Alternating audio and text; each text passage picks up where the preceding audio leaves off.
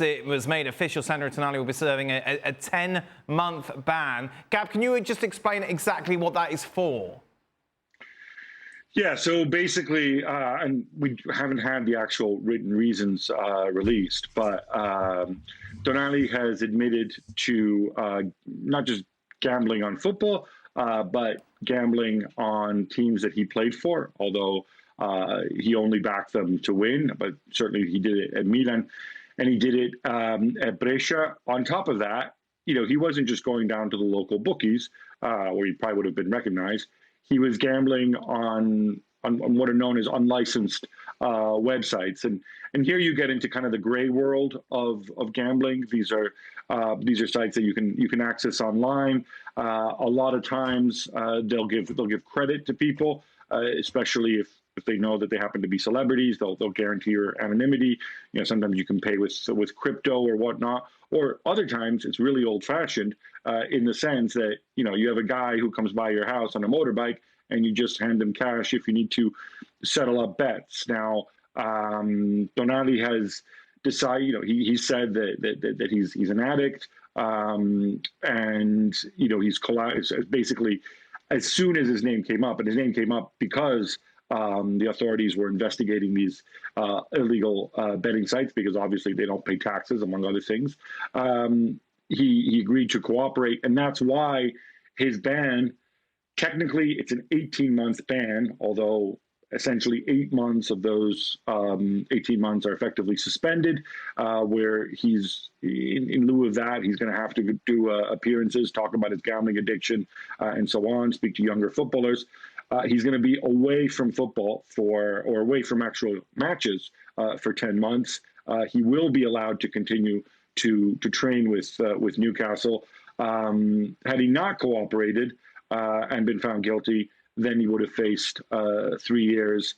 And had it been found that he had bet against his own team, or he had somehow tried to influence the outcome of matches, then the ban would have been even longer than that. Any sense, Gab, that this was known before Newcastle paid £60 million for him? I mean, seriously? This is some nonsense that people come up with. Look, certainly Milan have come out and they've said privately that they didn't know. But I certainly would believe them, if not because this goes back a while. And if you're Milan,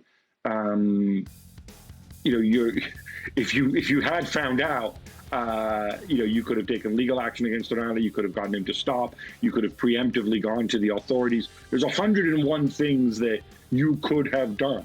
The reason he left Milan is because Newcastle offered him a ton of money, and Milan thought that it wasn't worth paying him those wages, and they let him go, and they reinvested in other players. I think it's as simple as that. This idea that Milan somehow played a fast one is just nonsense.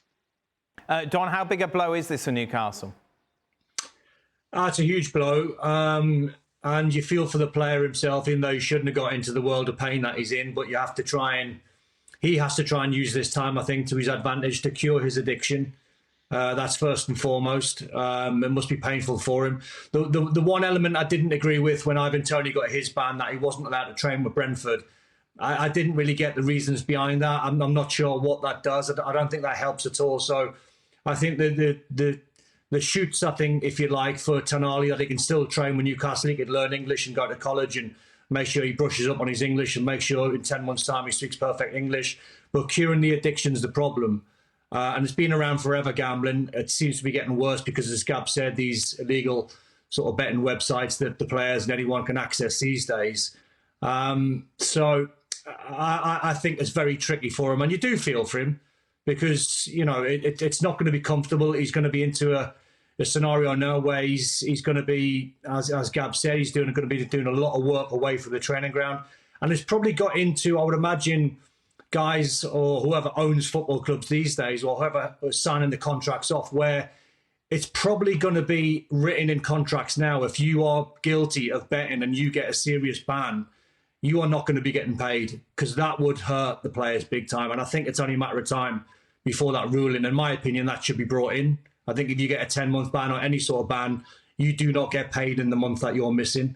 So yeah, it's very sensitive at the same time.